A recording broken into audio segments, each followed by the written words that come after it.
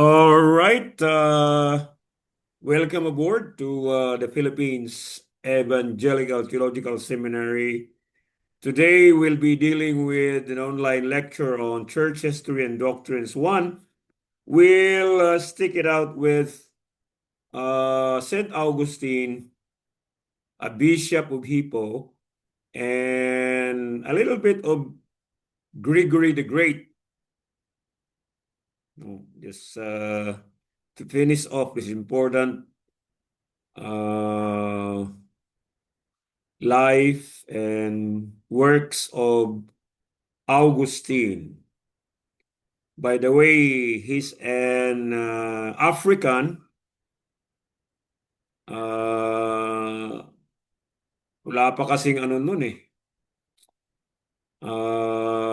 Camera, kaya many theologians assume that he was black. No, he lived in Alexandria, and Hippo is in northern Africa. So malayo siya sa Rome, mga center of learning of Christian theologians. So we'll have first to open this with a prayer. Our loving God, we are so grateful for your continuous inspiration, especially as you provide us wisdom to illumine our minds, our hearts, our spirits, our whole being with the story of your church and all Christian beliefs and doctrines. Most significantly, that knowing the story of your church would lead our ministry into right perspective, into a right direction, because we know what was past of the early Christians that cemented our Christian faith until now. In Jesus' name we pray. Amen. Okay, we just make sure this is charged. All right, we'll continue discussing Augustine of Hippo. He's the bishop of the church. And by the way, there are 4 famous doctors of the church. First is Saint Jerome. No, Saint Jerome lived 342 to 420, year 342 to 420 Common Era. That's Saint Jerome. He was the one who translated the Bible into Latin. So we should know that the Latin Vulgate, I will write this down, is the famous Bible of the Roman Catholic Church. Until now, the Bible was translated into Latin. It's called Latin Vulgate. Vulgate is from the word vulgar, which means common people. You know, it was translated to Latin. So the learned priest, the learned clergy can explain it well to people, because the learned priests, clergy, were only the ones who were educated during that time. If you can speak Latin and understood Latin, that means you are educated. So vulgar or vulgate, common people, which means common people, the educated religious leaders of the church would convey the Bible into Latin, and then the common people will depend on the priest while he's reciting the Bible in Latin. Kaya mapansin nyo, noon, pag nagsalita ang mga pari ay Latin talaga, no? Latin talaga ang kanilang mga salita, pati binabasa, sermon, at mayroon nagko-convey ng translation nito sa common people. Ang disadvantage, those who are educated can exploit the common people to believe on them, even though their teachings were not written in the Bible. That's the disadvantage there. They can manufacture doctrines or dogmas or beliefs that were not in the Bible. So St. Jerome was famous in translating the Bible into Latin. And then, therefore, great doctors of the church, when we say doctor of the church, they really reach the highest standard of education for clergy. That means they became doctors of theology. Augustine is the second doctor of the church. Then Gregory the Great, he was also a doctor, and Dr. Ambrose, the bishop. We know that Ambrose was assigned in Milan, in Italy.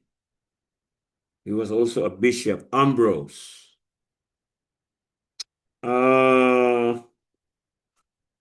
By the way, as we continue studying Augustine, we just recall that he had a moral crisis. And his moral crisis, yung sakit ni yung sakit ni Augustine ay, let me write this down, yung concupiscence.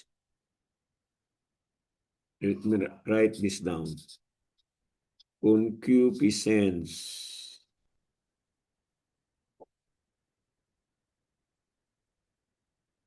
This type of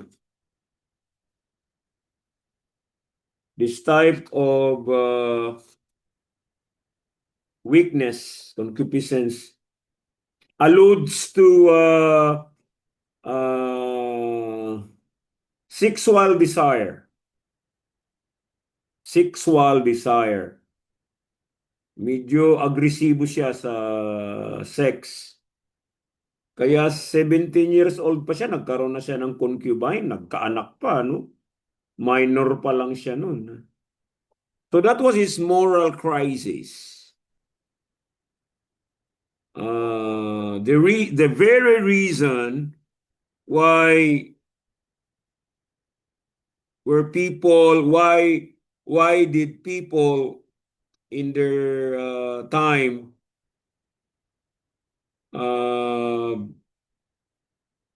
reach the pinnacle of being easily tempted by sinful desires. And one of them was Augustine. Kaya napansin niya yung mga monks. He appreciated the monks so much that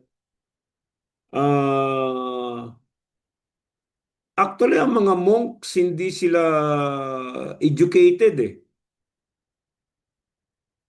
Pag naging monk ka, hindi ka nagbabasa ka lang ng Bible, hindi ka nag-aaral. you are secluded or separated from society in order for your spirituality to really grow. So, malayo ka sa mga tukso. Malayo ka sa mundo, sa kabihasnan. So, malayo ka sa nightlife, sa mga ano. So, uh, he was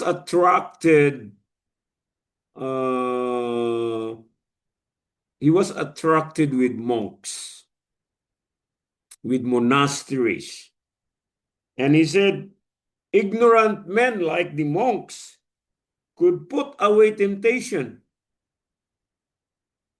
which he, including himself, Augustine, a man of learning, a man who is so educated, doktor siya felt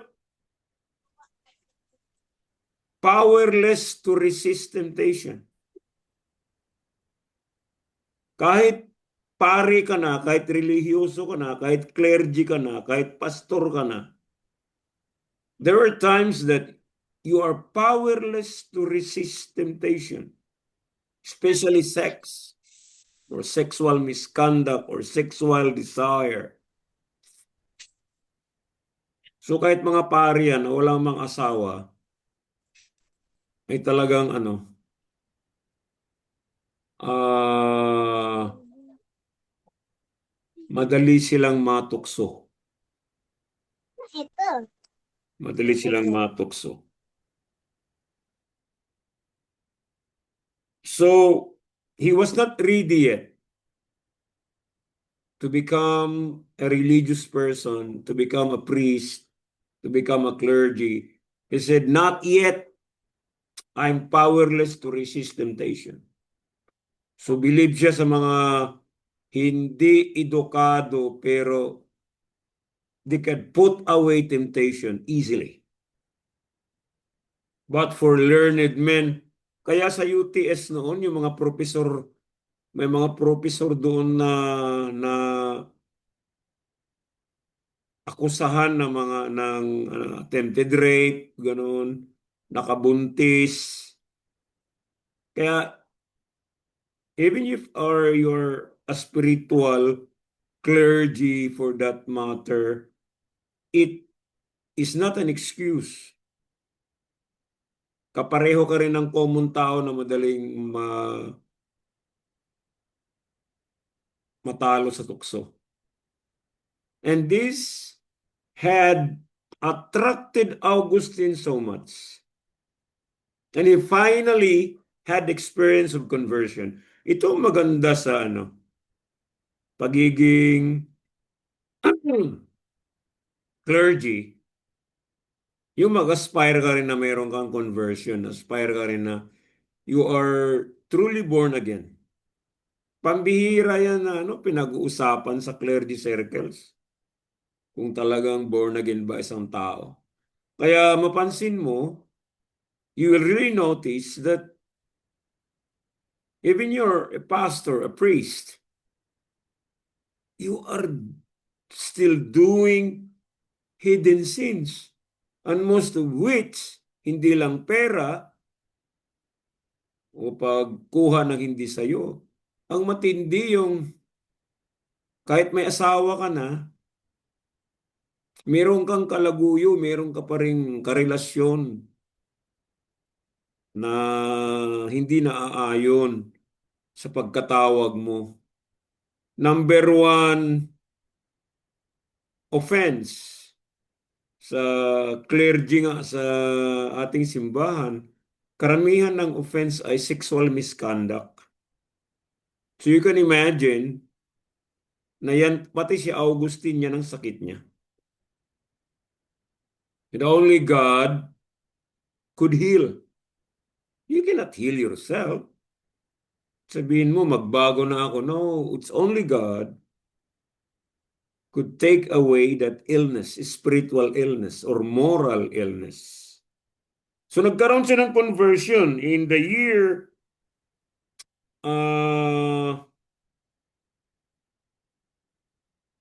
anong year na ito? Ano kasi page pala ito sa kanyang libro? But before becoming a priest, he was converted. Before the year 387. No? Before 387, those years before 387, Common Era. So, in his conversion, he went to a garden. You can really recall your experience of conversion, your experience of being born again. And he saw a vision or like a dream that a child told him to take up the Bible and read. Romans 13:13. Hindi niya makalimutan talaga yun. Hindi niya sinasadya na yung Romans 13:13 ay babasahin niya. Sinabi ng vision, isang batang babae na boses lang. Take up the Bible and read. So, tingnan natin. Romans 13:13, ha? Romans 13:13. And this is a very crucial passage in the Bible for a conversion of one of the great doctors of the church. Educated.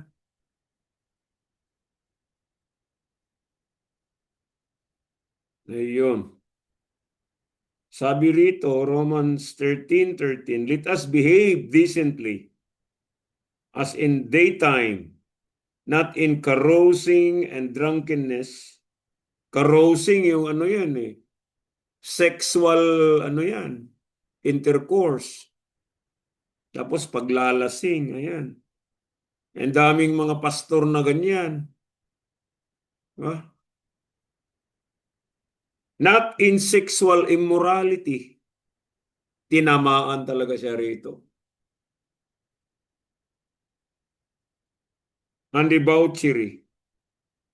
Not in dissension and jealousy. Verse 14 pa natin, rather clothe yourselves with the Lord Jesus Christ and do not think about how to gratify the desires of the flesh. Yun, pinagbibigyan kasi natin yung desires of the flesh. No? Ano ko muna yung other translations. 13:13. Ayun, paglalasing. Sa laman na kalawayan. Ay yung debauchery pala, pakipag-away,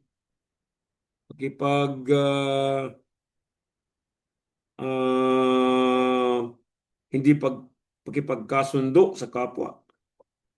At meron pang jealousy. No? So, ganun yun ang So, doon siya nabago. Not in sexual immorality nung nabasa niya yon. Na konsensya talaga siya, nagtrabaho na ang kanyang konsensya. So it was like a miracle, a miraculous renewal for Augustine. Na masyado siyang agresibo sa sexual desire dahil siyempre magpari na siya, hindi siya mag-asawa, kaya grabe ang tukso. No? The greatest experience was he got peace of mind and the divine power of forgiveness of sins. Ayan ang importante. If we have received forgiveness from the Lord, it renews us.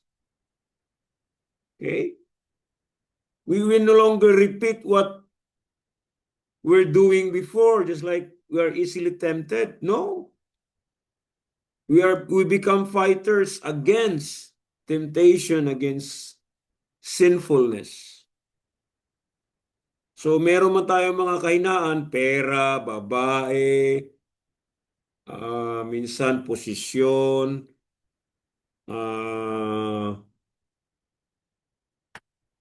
yung pagkasakim, no? Pagkainggit, ayan, gossiping, all other vices. Pero tinamaan talaga siya sa Romans 13:13, yung talagang concupiscence, yung sakit niya na yun, na grabing sexual desire. Bata pa siya, may anak na siya, no? So, yun ang ano. And in the year 386, he entered and joined monasticism. Naging monk din siya. Kasi after his conversion, he really was sincere and he became a monk. He didn't want that in his indulgement for sin would continue. Kailangan malayo siya sa tukso. So he secluded himself and joined monasticism, or being in a monastery or becoming a monk. He became a monk. So, and he was baptized by Bishop Ambrose. Kasi nakita niya minsan, he witnessed Bishop Ambrose preaching and he requested Bishop Ambrose to baptize him. Okay? Pero hindi na yun ang ano, prutas na yun ang kanyang conversion. He was craving, he was hungering for the Word of God. So, binaptize siya ni Bishop Ambrose along with his son Adjudatus, his best friend Alipios. Pero after his baptism, his mother Monica died. No? In 387 yung kanyang baptism. In 388, namatay yung kanyang mother, 387, during his baptism. And in 388, Common Era, namatay yung kanyang anak, si Adjudatus, siguro nagkasakit. So, ito na naman, hindi na yun moral crisis, talagang it's an emotional crisis, having a loss, you know, representing his loved ones, both his mother, her dear mother, and his only son, Adjudatus. So mapansin mo talaga na grabing trial. And then 3 years later, after his son died in 388, he was ordained to the priesthood in 391. Okay? After 2 years, sa galing niya as pare, naging bishop agad. Saan ka niyan? 2 years pagka-pare, naging bishop agad. Just wait, hold on, just give me a minute.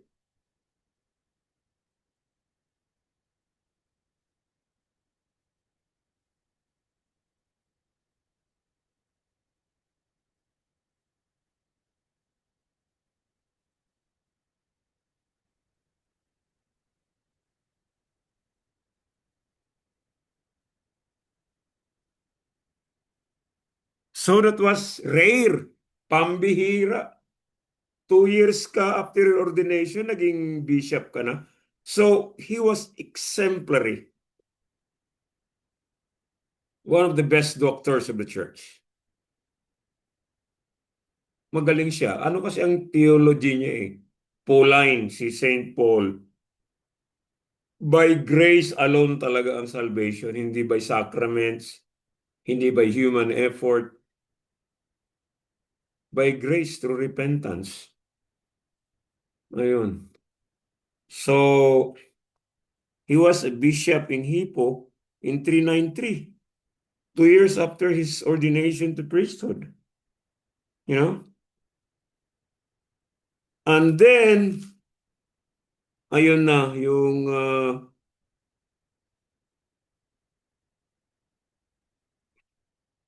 nagkaroon siya ng ano ng um, spiritual power. You know, people have spiritual power. It's because by way of being converted, truly converted to Christianity, that kind of experience in John 3:3. You know, matalino ka, pero minsan ang talino yun ang magpapa-arrogante sa'yo di ba? But no, spiritual power, talagang humble siya. Sinong pipili sa'yo na maging obispo ka 2 years after your ordination? You're exemplary. You're one of the best. Okay? So si Augustine ay talagang natural wealth ng church. Christianity as a whole. So sinulat niya yung kanyang conversion experience sa librong Confessions. Meron siyang libro Confessions. Ang galing din siya sumulat. Okay? So meron siyang spiritual autobiography sa kanyang libro na Confessions. Andun yung kanyang conversion experience. Alam nyo, if you have a moral weakness, katulad ng concupiscence, no? Strong sexual desire. Actually, nandyan lang yan You are the one who will choose. You have the freedom. Babalik ka doon sa concupiscence o hindi. But then you are a converted person. So inamin niya yun. Concupiscence remain in me. Yet I can manage. I could manage to resist because of the power of God. You know? So, lust, yung L-U-S-T sa 7 deadly sins. Yun na yun, yung lust. Strong sexual desire talaga sa laman. That's a reality to all the clergy. No, hindi yan may tatago. Ano tayo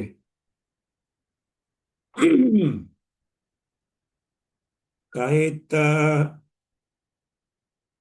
nasa ano ka, even if you're a gay or lesbian, sex pa rin ang one of the weaknesses.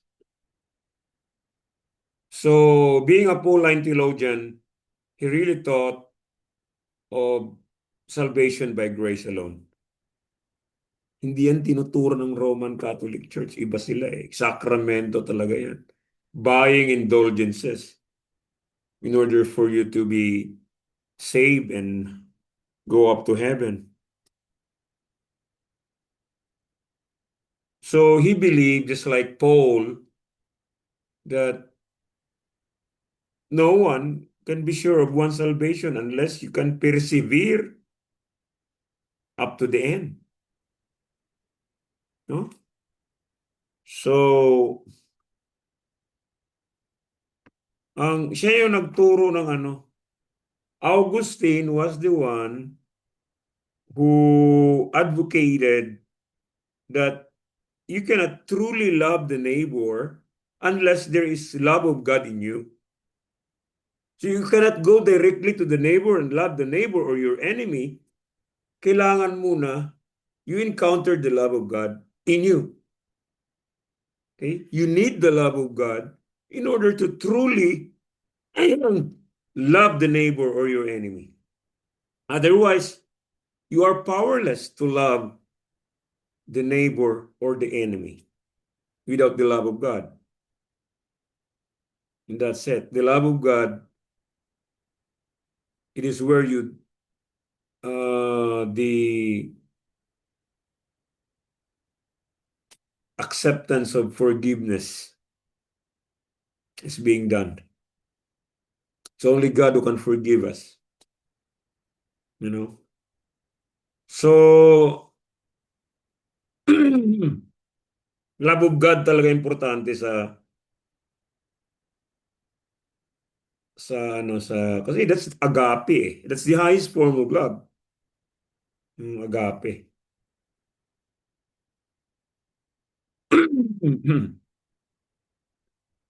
So, he wrote also a book, The City of God. It's one of his greatest writing, yung City of God,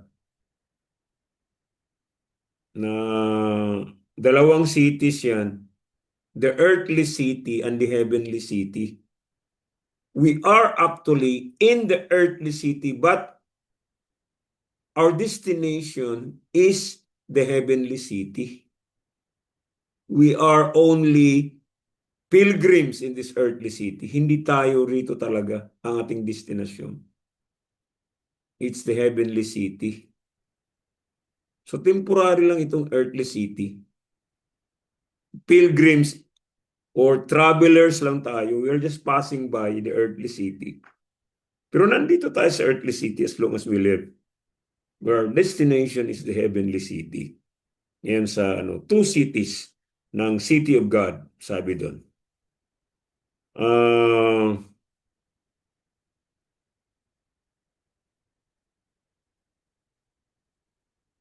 in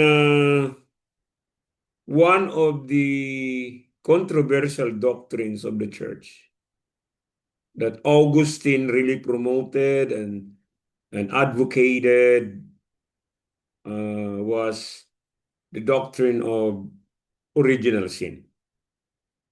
Dito sana tayo magkaano. Andiyan na si Pastor Errol. Okay, very good. Naabutan mo yung one of the most interesting discussion on this doctrine. Kanina pa ako. Ano ako, no? Naga-choppy. Mahina ang internet ngayon, eh.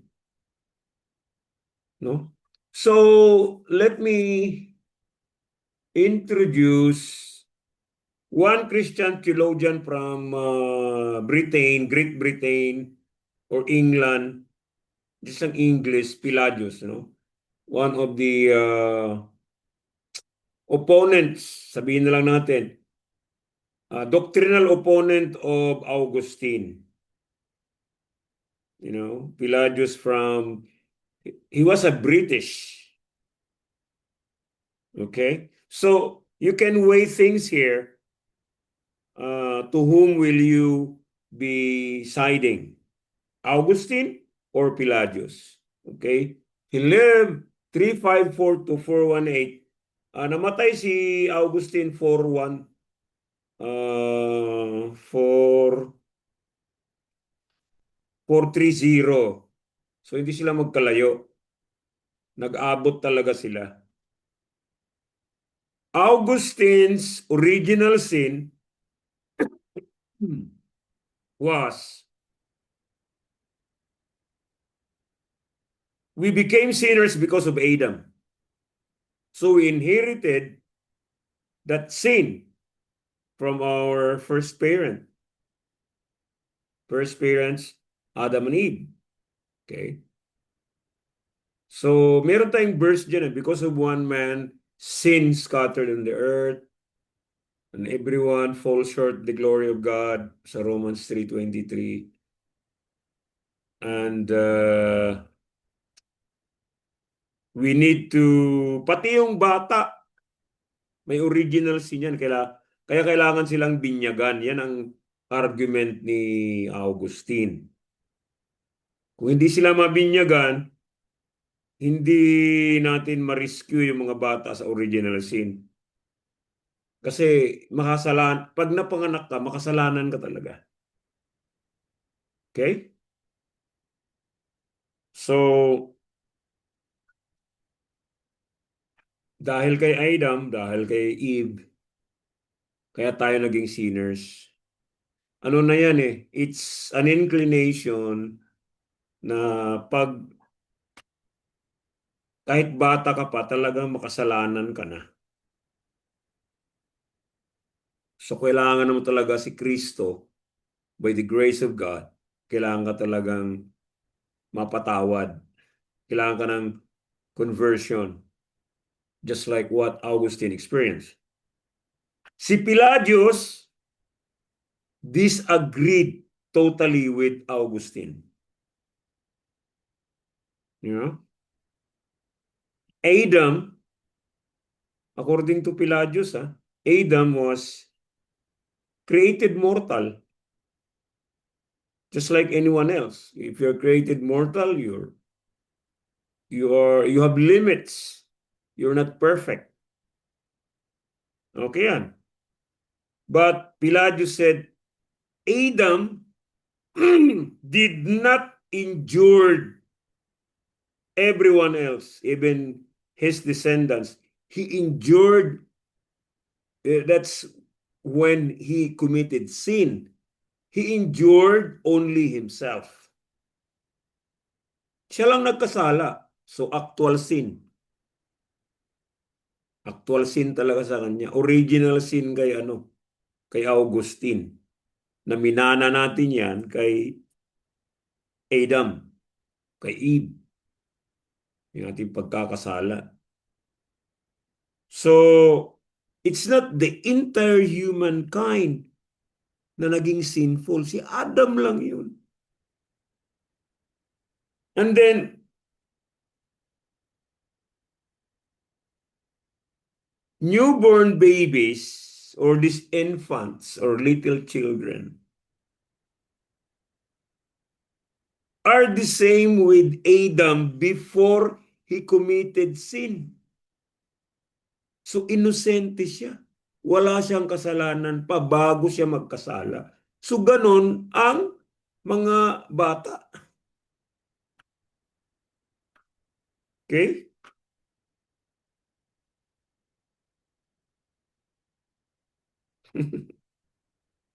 Ang tanong ngayon, saan kayo papanig? Personally, saan kayo papanig? Augustine or Pelagius? It was a debate, even a debate until now. That this doctrine of original sin has become controversial. Sige, sharing nga tayo. Kay Pelagius. Pelagius ta. Ikaw, Pastor Errol. Kay Agustin Pastor, diba sabi sa Bible, because of one man, we sin. But because of another one man, we are saved. That was Jesus Saan Christ. gaano yan? Sa ano ba yan? Sa Romans ba yan? Saan nakikita yan? Nakalimutan ko saan na verse. Teka, hanapin natin. Hanapin natin Kasi meron yan eh.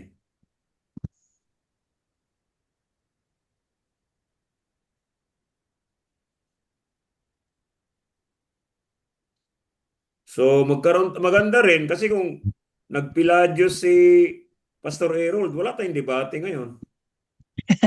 Piladyos tayo lahat, di ba?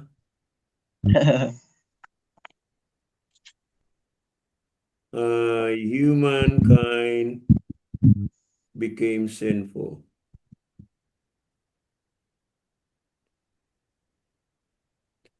Tapos verse, hanapin natin saan yung ano na yan. May Bible ba kayo dyan? Do you have a Bible with you?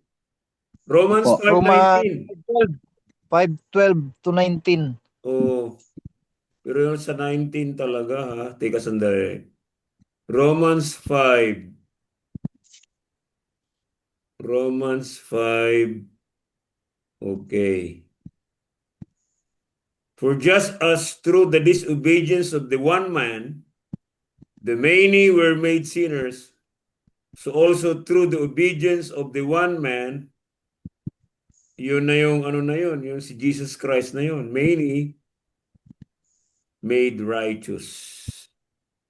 Simula ba sa 12? Oh, death through 12 to 21, life Pastor. through Christ. So when sin entered the world through one man, verse 12, and death through sin, and in this way death came to all people because all sinned. Hindi maniwala dyan si Pelagius. Okay, pero nasa Bible ha. Because of one man, because of... bakit di niya sinali si Eve? Sino ang nagkasala? Si Eve o si Adam? Si Eve. Talagang ano siya, no? Linigtas niya na si Eve. Because of these two people, ganun sana yun. Pero one man. Kasi si ano, unang nag-commit ng sin talaga si Eve. Sumunod lang si Adam. Pero okay, kasi it's the human race represented by Adam. Kasi Adam is a Hebrew word which means humankind. Yun ang meaning ng Adam. Humanity or humankind. Now, merong ano yan, merong magko-contradict. So when we say everyone became sinners, including ang bata. Pastor Errol, naniniwala ka rin ng bata may kasalanan. O, Pastor, kasi Kasi hindi na-inherit niya yung... pwede sabihin mo, all people became sinners just because of one man. So, the people naman yung mga bata. Ito ngayon ang problema. Mark 10:14. Punta tayo sa Mark 10:14. Pakibasa nga. Pinasintihan sila eh. Ito ang problema ngayon. Kasi sa Bible, Mark, that's the gospel. Okay, that's the gospel. Mark, ang nagsabi diyan si Jesus Christ. Ito si Pablo ha. Later na lang si Pablo. Kanauna si Jesus Christ eh. Hindi yan tinuro ni Jesus Christ yung sinabi ni Pablo. Si Pablo yan eh. Eh si Jesus Christ ngayon. Mark 10:14. Basahin natin. Basahin When natin Jesus yan. saw this, 10:14, when Jesus saw this, he was indignant. Tama, said to them, nagalit. He said to them, let the little children come to me, and do not hinder them, for the kingdom of God belongs to such as this. Did you understand the verse? That Sir. contradicts Romans 5:19. Na ang mga bata ay walang kasalanan. Sa kanila ang kaharian ng Diyos. Kasi pag pumasok, nasa kaharian ka na ng Diyos, eh siyempre, makakapasok ka lang dyan, you can only enter the kingdom of God kung meron kang experience ng John 3:3. Kasi mapapatawad ka na pag ikaw ay binago ng Diyos. Mali yun ha, pag sinabi na, kapag ikaw ay nagbago, hindi natin mababago ang sarili na. We cannot renew ourselves. It's only God who can renew us. So hindi pwedeng, ay meron na akong 10 membro na nakonberte ko. Mali yun. Hindi ikaw ang nag-convert, ang Diyos. Otherwise, those 10 members of yours are related to you, not to Jesus Christ. But if Jesus Christ renewed them, they are related to Jesus Christ, not to you. So pabayaan yung mga bata. Do not hinder them. The kingdom of God belongs to them. Hindi tayo ng mga grown-ups. Tayo yung mga makasalanan eh, di ba? So mga bata, so naniniwala ako, in my opinion that infant baptism should not be a doctrine of the church. Bakit mo i-baptize ang nasa kaharian ng Diyos? Let's also be clear na ito mga infants, newly born babies, At saka yung mga inosente, hindi ko kasi alam. Siguro yung mga 2, 3 years old, ganyan. Mga batang maliliit. Kasi minsan yung 7 years old, may alam na yun eh. Siguro Lalo pastor pag para sa nakapag-aral akin na, di ano, ba? Yung may alam na ng tama at mali. Wala oh, namang yun sabi kasi na age pastor. bracket ng little children come to me. Exception. Oo. Anong thought nyo dyan?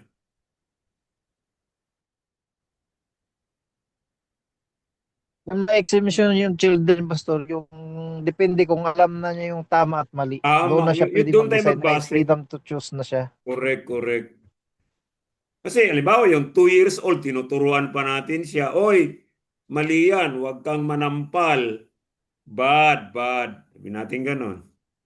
Pag grade 1 ka na, 6 or 7 years old, alam mo na yun, ang manampal ay ayaw ni mama at papa, ay bawal yun. No good. That's a no good behavior. It's bad, no? So alam mo yun, magkuha ng hindi sa'yo, hindi mo yan pera, wag mong kukunin yan, bad yan. So we are teaching them, no, at magkaroon sila ng consciousness between right and wrong. Yun. At kung magigilty na rin sila pag kasi pagagalitan mo, iiyak yan sila. So it's not be particular. Pag sinabing little children, yun, newly born, infants, mga ganyan, makalakad na, 1-year-old, 2-year-old, 3-year-old, okay lang ganyan. Pero yung bata na alam niya na yung tama at mali, nako parang hindi na yan. Kasi may development ang bata eh. O, Pastor Sam, bakit ka kay Pelagius? Nagustuhan mo si Pelagius? Kasalanan lang yun ni Adam. Ba't niya isali tayo? Actual sin ang tawag doon. Oh, Hindi ka pa nga individual. magkakasala. Isali ka na na sinner. Kapag tulad ng, halimbawa, alam mo na ang tama at mali, tapos ginawa mo yung mali, edi doon magsisimula na nagkasala ka, di ba? Pelagius yan, actual sin, hindi original sin. Now, class, it's still debatable until now. It's a controversial doctrine. Kasi nga, mayroong scriptural basis. Di ba? Sa anong ginagawa nyo sa mga infant, Pastor Errol? Nagbubunyag ba kayo? Nagbibinyag ba kayo? Hindi pastor. Hindi. Pati Kasi kami, pastor ang yung tawag na lang tawag natin namin, yung original welcoming to the church eh. dedication lang tawag namin. Oh, pag-usapan natin yan mamaya, I-dedicate yung lang kayo dyan. dedication, kung saan nanggaling yung dedication na yan. So, okay lang. Hindi naman yan baptism yung dedication eh. Parang O, i-dedicate lang. na dinala mo sa altar, ipinalangin mo ganun, i-bless mo ganun. So, well, in our church, yung pinanggalingan namin na United Methodist Church, talagang infant baptism. Baptism talaga. Pero sa Independent Methodist Church na namin, hindi na i-welcome lang namin yung bata kasi christening ang tawag doon. I-declare mo na Kristiyano siya kasi nasa kingdom of God na siya eh. Ba't mo remission of sins pa? Meron pa bang repentance? Wala. Wala, inosente nga walang kaalam-alam eh. Yung mga parents ang dapat sila yung mga makasalanan. So si Augustine, yung infant baptism, pati yung patay na bata na lumabas sa womb, ibabaptize yun para mawala yung original sin.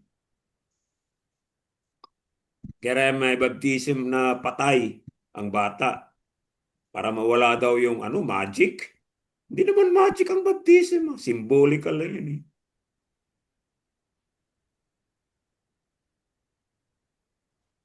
So, okay Pero yan. yung kasi pastor, Buti nakita natin yung para sa Romans akin, 5:19. Ano yan? yung opinion ko kasi pastor, yung bata pa rin is under pa rin siya sa original sin, yung parang tinatawag na may nature na siya na ano, original sin. Kahit Oo, hindi mo pero tuturuan yung bata, so, lalabas talaga yung nature oo. nila.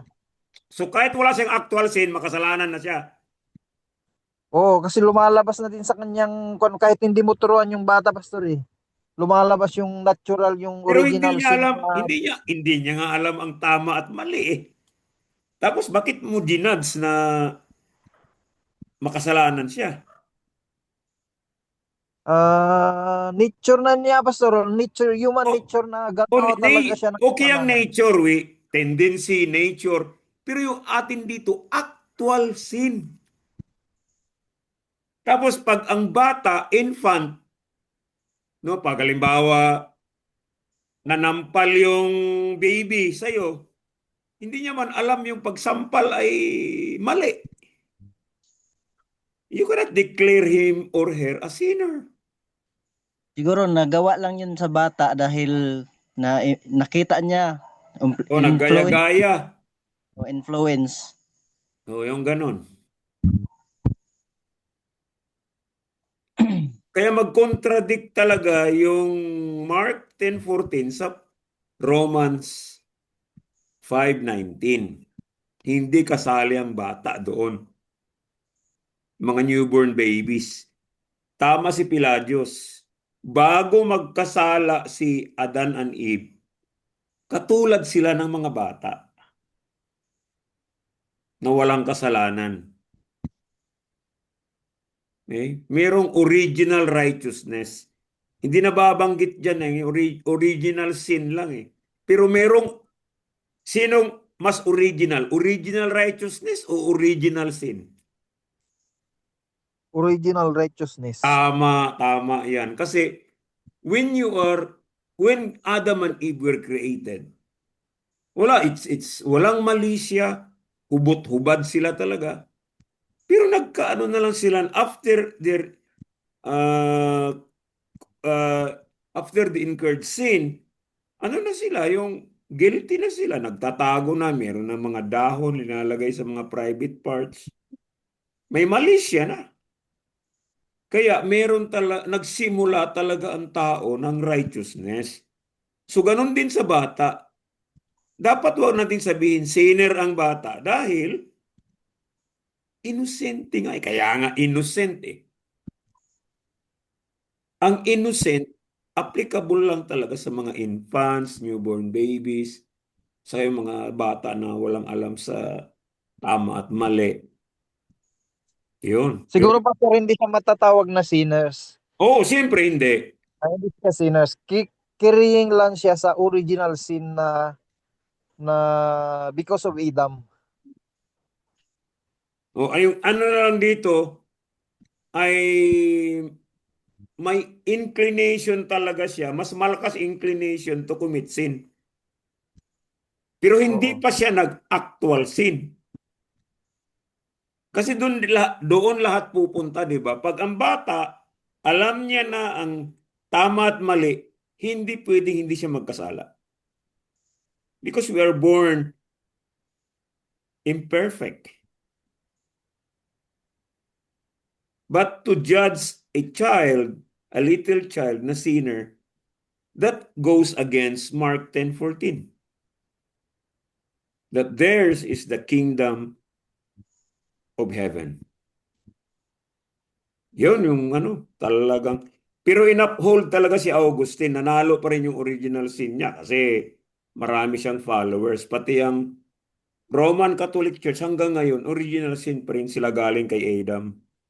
Kaya nga, isa yan na argument. Bakit kailangan binyagan ng mga bata? Dahil sa original sin. Sinner talaga yan sila. Pero kay Pelagius, may punto siya. Meron siyang Mark 10:14 eh. Kung wala sana yung Mark 10:14 at hindi sinabi ni Jesus na sa kanila ang kaharian ng Diyos, doon tayo sa Romans 5:19 talaga. At saka, walang explicit verse in the Bible na may ginawang infant baptism. Wala talaga, wala. panay assumption na mayroong infant baptism. Pero hindi ako naniniwala sa infant baptism. Oh, hindi nga eh. Yung Kasi sa wala nga sa Bible yung eh. sa akin, yung sa akin is baptism kung alam na niyo Correct. yung Tama at mali. good and evil. That's Oo. right. Ngayon may tanong ako, Pastor Aaron. I Nasa have a question. Saan galing ang practice na dedication? Kasi kailangan natin, just like in systematic theology, to be systematic, you should have the supremacy of the scripture. Number one yan, di ba? Hindi lang tradisyon eh. Tradisyon na kasi yan eh. So, saan nyo kinuha yung dedication sa mga bata? Saan sa Actually, practice Bible? na yan during sa Old Testament pa, Pastor. Practice na yan ng mga Diyos na dinidikit. Mismo si Jesus Christ, dinidikit din siya eh. Pero Sa mali ang temple. practice nyo, mali. Kung sinusunod nyo talaga ang mga Hudyo, dapat 8 days old na tuli na. Saka hindi applicable sa mga babae. Walang dedication sa mga babaeng bata. Ba't kayo sumusunod sa mga Hudyo na hindi naman sila Kristiyano?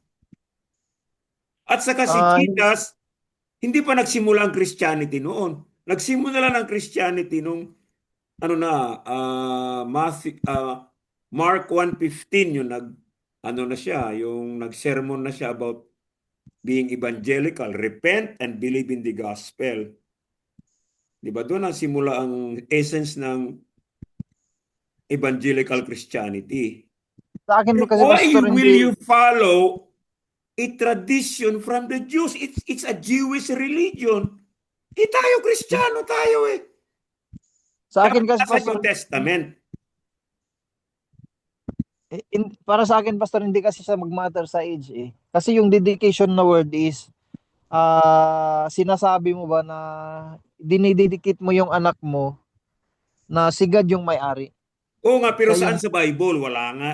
Ang ano kasi natin dito, kaya I will always butt in the coherent whole. If we say coherent whole, you should buttress your argument with the scripture. Saan ang term na dedication? Sa New Testament. Doon ni-offer si Jesus. No. Actually, hindi yan dedication ang tawag doon eh. Kasi circumcision muna sa 8 days old, tapos i-dedicate. Tapos napaka-unfair, mga lalaki lang dinidicate, hindi mga babae. Kasi walang circumcision. O bakit doon kayo mag-base sa dedication ni Jesus sa temple eh? Wala pang Christianity noon eh. At saka kung talagang susundin nyo ang dedication, dapat 8 days old, ipatuli nyo na yung lalaki. Yun ang questionable doon. If you want really supremacy of the scripture, that's a tradition of the Jewish religion, yung Judaism. It's not Christian religion. Or yung itinatag ni Kristo, ang baptism talaga ay para lang sa mga believers, hindi sa mga bata. So it doesn't matter. Maganda lang siguro, ipag-pray lang natin, ganun. Huwag na nating sabihin dahil dinidicate si Jesus sa temple. No, Jesus was innocent. Bata lang siya noon, 8 days old, baby na baby. Wala siyang kaalam-alam, dinidicate siya. Maganda na lang yun na i-welcome yung bata, tapos maging member na siya ng church. Mark 10:14, di ba? Blessed lang siya. O kineri talaga siya ni Jesus, tapos pinatong ang kanyang sa ulo.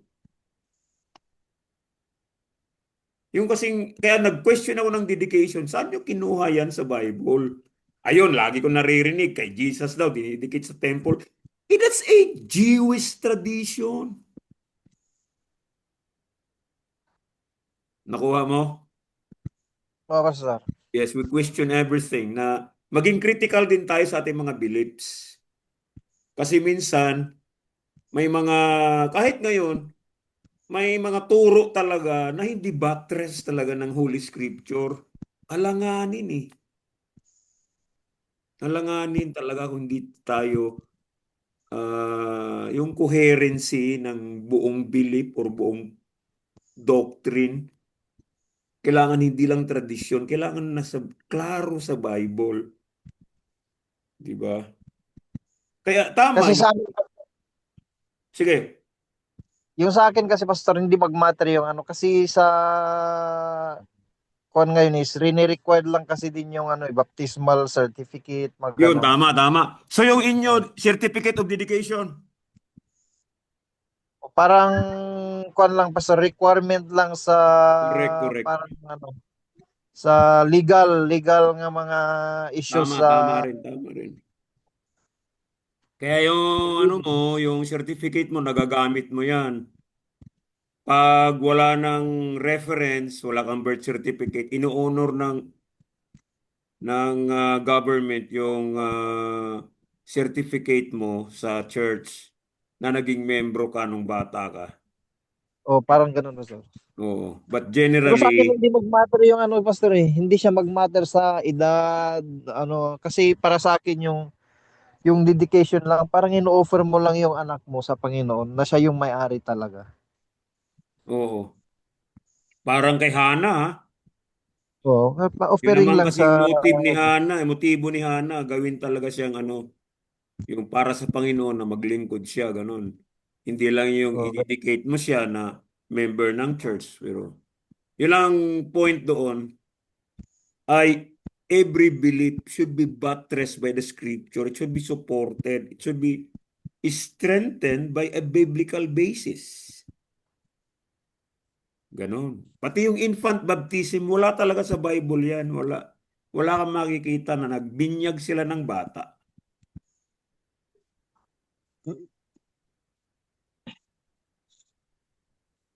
Ganon na lang, hindi baptism, di ba? So, proceed tayo.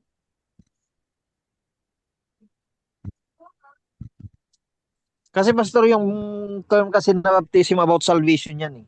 Oh, tama. Yun, Iba yung see, dedication, iba baptism yung baptism. is not separated from repentance.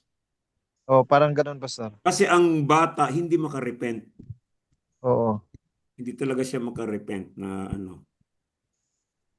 So, ang pagkamatay ni Augustine pala ay inatake kasi ang ano noon, ang Hippo, yung sa Northern Africa, and he was the bishop then.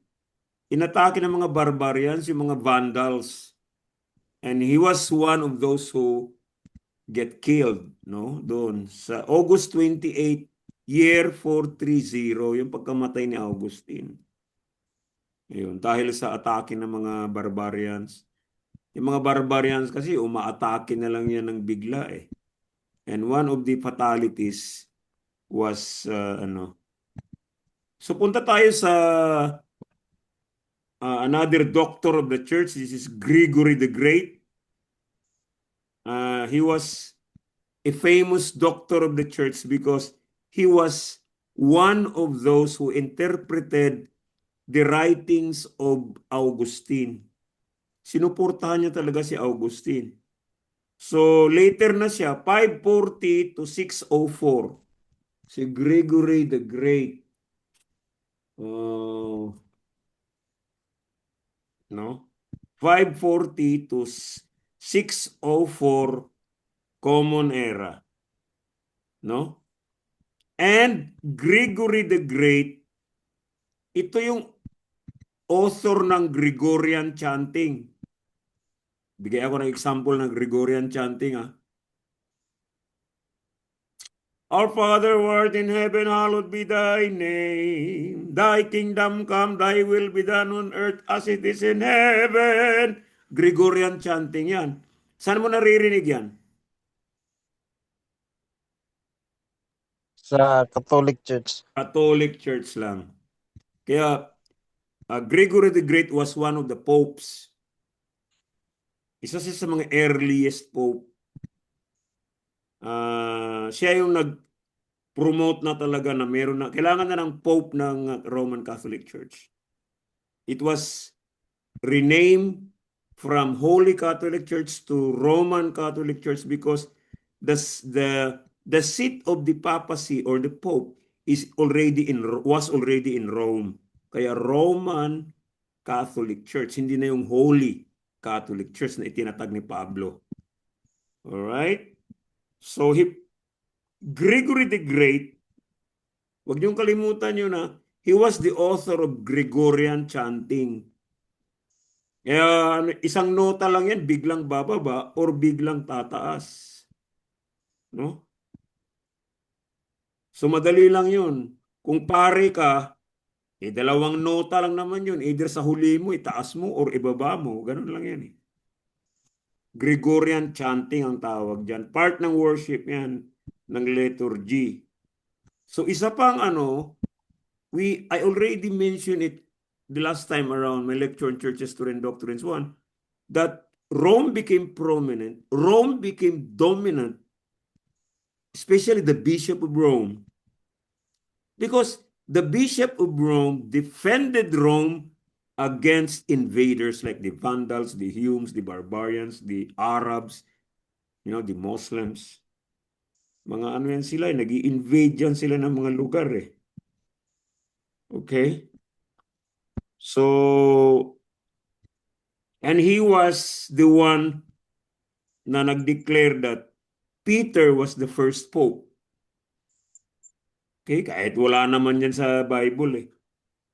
Para siya daw ang pinakaunang pope talaga eh. Namatay kasi si Peter sa Rome. Okay?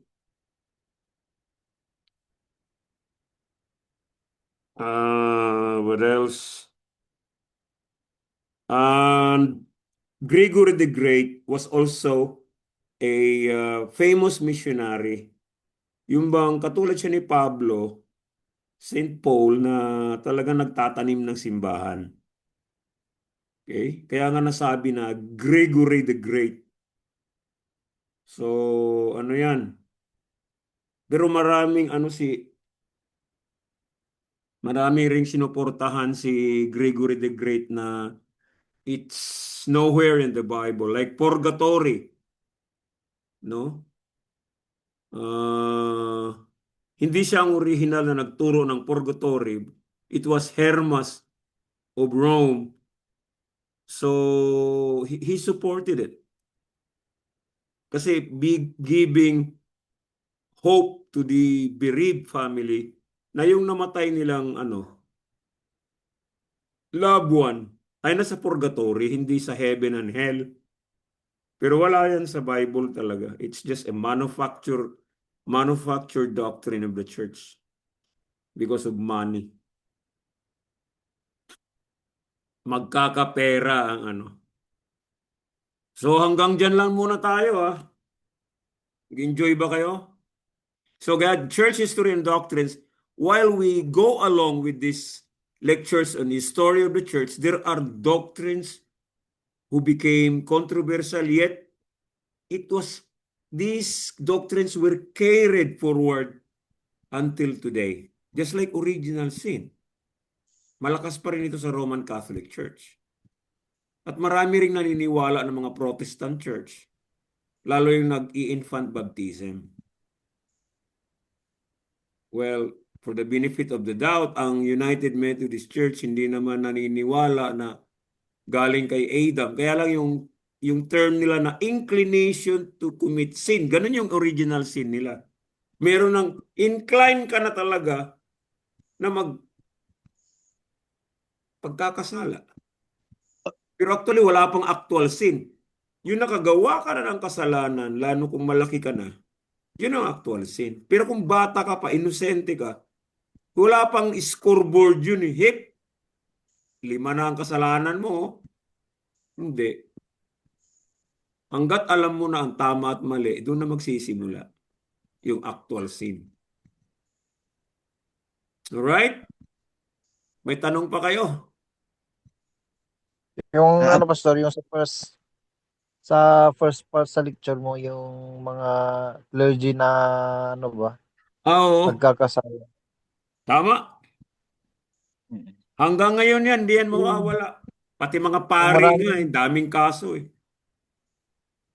marami kasing nangyayari diyan sa mga churches na ganyan, Pastor. Jimmy Anong, Swaggart, sayang yung membro niya, no?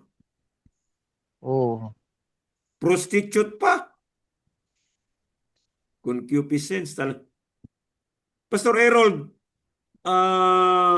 kasi mga lalaki tayo, ano? Meron oh, sir. talaga sa ating likas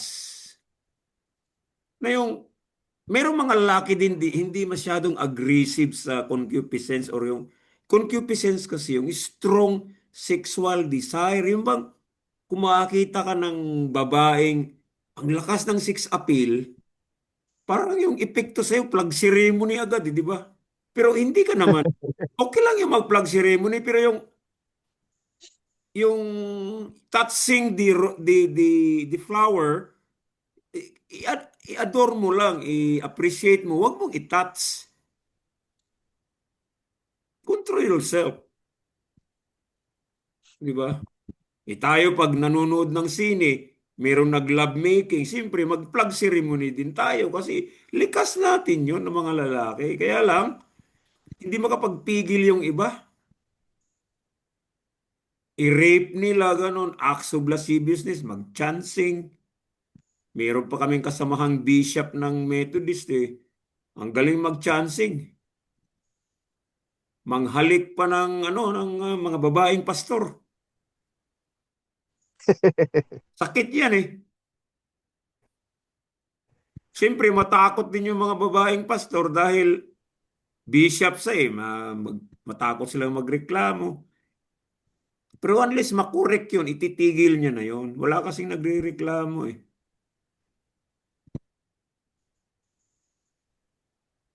Walang Pero pili.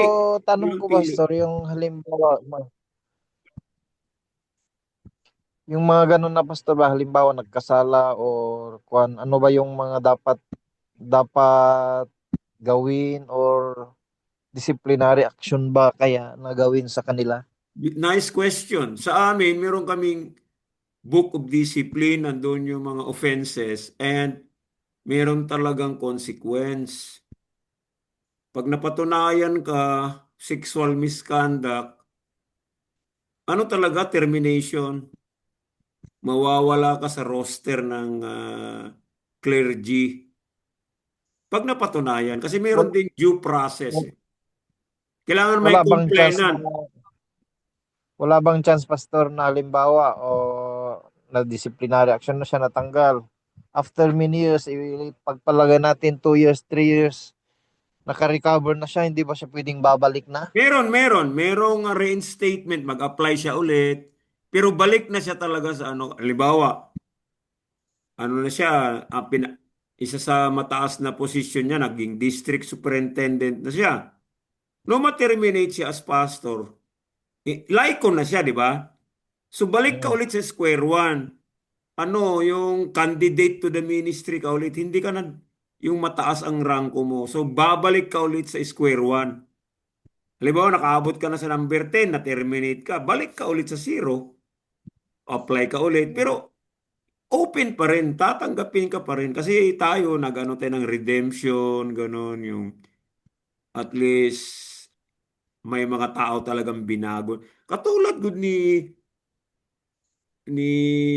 kanina yung conversion ni Augustine talagang sa Romans 13:13 nakalagay talaga doon yung sexual immorality, tinamaan talaga siya doon dahil yung concupiscence na sakit niya. Talaga naging monk siya, nainis sa sarili niya. He was converted also to monasticism. So nagsiklod din siya para malayo siya sa tukso. Tapos nung naging enough na yung strength niya spiritually, yun, inordain siya as priest. Talaga naging sincere siya. Hindi, wala na narinig, nagkasala ba siya, nahulog siya sa babae, wala na. Basta binago talaga siya ng Diyos. Yun ang sinasabi mong pwede talaga siyang bumalik. Kasi kung babalik ka, ganun pa rin ang pabalik-balik yung sakit mo eh. Huwag naman. Medyo Sa pangalawang beses ka nagkamali, nakakahiya na talaga yan. Pati mga laiko, inis na sa'yo, Yung, mga Hebrew. yung tanong ko, Pastor, sakit ba talaga yan? Or nature na ba kaya ng mga lalaki na ganyan? Yung iba lang siguro, hindi lang Hindi, nila mapigilan. oo, tama. Hindi lahat ng lalaki. Ako, I'll consider myself talaga na, ano ako sa strong sexual desire kasi ano ako eh. Honestly speaking hindi siguro kayo maniwala, nakasubok talaga ako no, sa misis ko ng 4 rounds sa isang gabi. Ganoon ako ka-agresibo. Kasi yung ginagawa namin, first round, tapos kwentuhan ulit. Tapos tatayo na naman si Manong. Flag ceremony na naman. Ayun, banat na naman. Pero yun, wala pa kaming anak. Talagang ano kami, honeymoon. Pero ganun ako talaga ka-agresibo. Yung bang sexual desire, grabe talaga. Parang walang pagkakontento eh, ganun. Ako din, Pastor, pero hindi ako hanggang umabot sa 4 rounds. Oo, Nung magkaiba-iba talaga kabataan tayo ko, eh. Yung iba, one hanggang, round lang talaga. Tulog na agad. ako hanggang 2 lang, pero ano, in a week basis, palagi eh. Oh, okay. Parang ganun ako aggressive. Oo. So, gaano rin katagal sa isang round? Ah, after mga 30 minutes siguro, Pastor, ganun lang. Oo, kasi hindi pwede yung magagalit sa atin yung babae kung napakadali, nalabasan ka na. So, meron ka talagang ano rin, sexual discipline na hintayin mo muna yung babae na malapit na siyang mag-orgasm. Ganun din ako, O Pastor eh. itinuro yan Pinapauna ko sa ano talaga. itinuro yan sa amin nung seminar namin sa health nung ikakasal kami, nag-apply kami ng marriage license.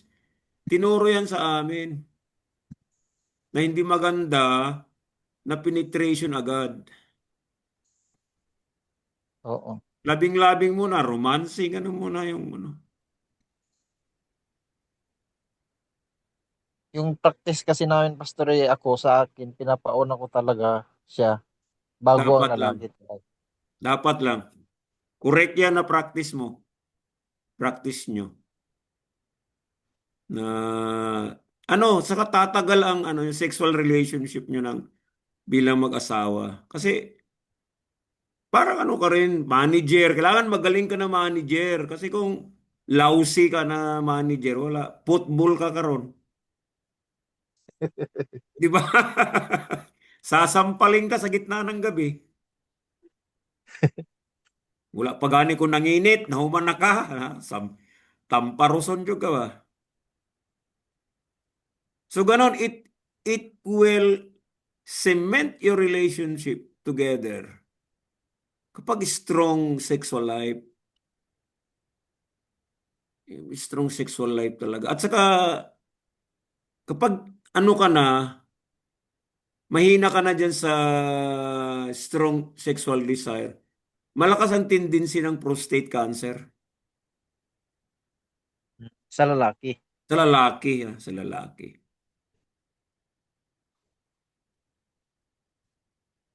Sa lalaki. Kasi maraming mga lalaki dahil sa ano ngayon, sa mga hindi naiintindihan ng mga sakit, wala, matagal na silang ano, erection. Meron na silang, dysfunctional, anong tawag doon? Erectile dysfunction. Ganon. Eh, sa mga pastor, sana pag-uusapan yan eh. Kasi importante din, marami akong mga kilala na pastor eh. Ganyan yung O- mga mga issues Correct, correct, sa correct. mga babae. Correct yan. Lalo yung nagkarelasyon yung pastor at saka yung leader ng praise and worship na babae. Siyempre, nagkadibilapan sila. Lagi kasing nagkasama-sama. Kailangan mo talaga ng i-apply mo rin yung monasticism eh. Dapat powerful ka to resist temptation. Meron kang gagawin. Hinahayaan mo na powerless ka to resist. Hinahayaan mo eh. Kaya you're right. Maganda talaga itong pag-usapan sa pastor circle eh. Kasi all of us, lalo itong mga batang pastor, dapat alam nila yung ano. Marami na akong kilala mga batang pastor, hiwalay na sa misis dahil, ewan ko, parang nagsawa yata mga misis sa kanila eh. Di yata marunong na mag-manage eh. Mag-nurture. Di ba sa Par- ano, husband and wife, hindi lang naman sex ang ano dyan eh, ang dimension eh. Oo. Sa Maraming babae kasi nakaka-apekto talaga. emotional yung sa babae kasi emotional yung ano nila, emotion Tama. yung dapat i-nurture. That's right. Kaya pala 90 parang importante yan. 90. Yung, yung maging powerful tayo to resist temptation. Importante yan eh. Parang ano rin, we were saying na prevention is better than cure. Bago pa mangyari yun, na matukso ka, meron ka ng ginawang prevention. Ang ginagawa, nagkasala na yung pastor, ayun, cure. Doon na sila hanggang na-terminate na yung pastor. Saka nakakahiya. Pinag-uusapan ka sa komperensya, meron kang kaso. Ay, naku, umalis ka na lang. Ikaw, Pastor Sam, Pastor Errol, pabor ba kayo na kung hiwalay ka na sa misis mo, kailangan hindi ka na pastor? Oh, tama pastor, eh. Wala ka ng ano eh. Wala ka ng mukhang ipapakita. Tama. Mag-sermon ka about relationship, ihiwalay ka na. Ano pang sasabihin mo? Mawawala ng respeto mga tao sa'yo pag Yan ang pinaka-importante eh. Hindi lang sa asawa pastor, maging sa dapat sana mga anak ba? tama rin. Oh, nakakahiya pastor ka tapos yung mga anak mo Mga anak mo, hindi hindi ka man rin natin may nirespeto, ano? oh, hindi man natin maiwasan minsan may mga pastor na anak nila mga adik, Correct. mga Correct. nakakahiya kung pastor ka tapos mga anak mo ganyan. Buti Parang pa hindi ako, ka nilang magpastor. hindi na ako makatulog niyan. Yung ang ministry ko napaka-successful, growing siya, tapos yung anak ko drug addict. Wala, hindi na ako mapakali niyan eh. Kasi kasalanan ko rin yan eh. Oh, babalik din sa Oo. ano eh. Anak mo eh. Wala ka bang relasyon sa anak mo, pinapabayaan mo. Parang yung sa Bible, yung mga anak ni Eli, di ba? Oo. Mga buluyagon. Parang nagalit yata ang Panginoon sa kanya eh.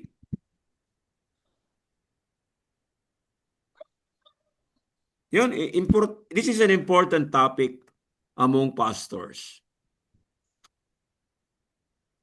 May pagka-Christian ethics din siya, no? Oo. Kasi sa When akin pastor we, yung ano, parang yan yung parang nakikita sa bilang pastor, nakikita diyan eh sa anak mo, sa asawa mo, yung fruits ng pagiging Kristiyano mo. correct, correct. Correct talaga. Correct.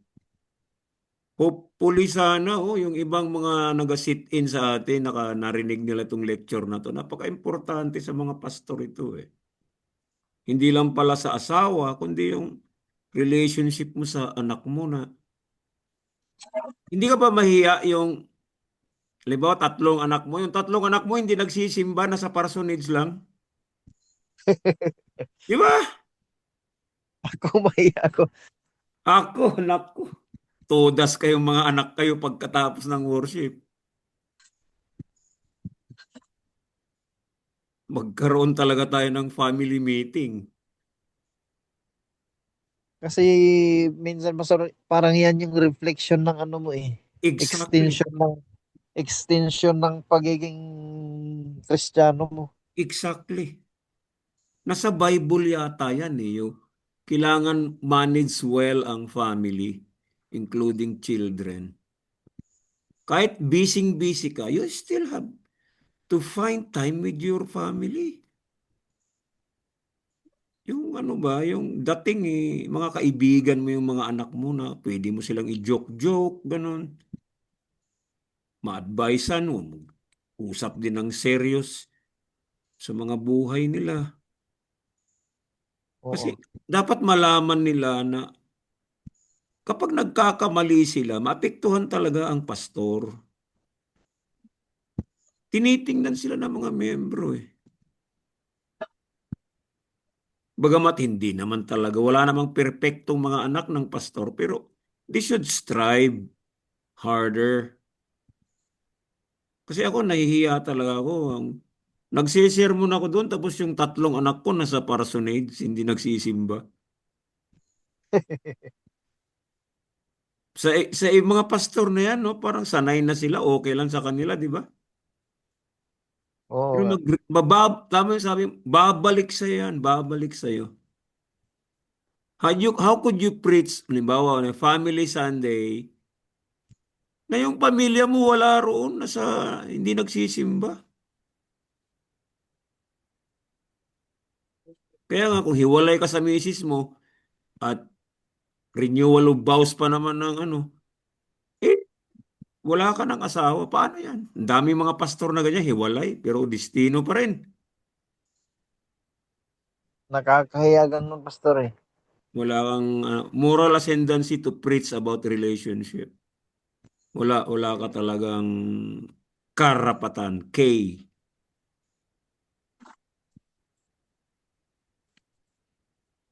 Sige, hanggang dyan lang muna tayo. Di bali, maano man natin ito sa Christian ethics.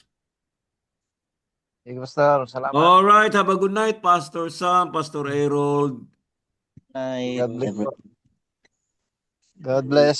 God bless. Have a good night.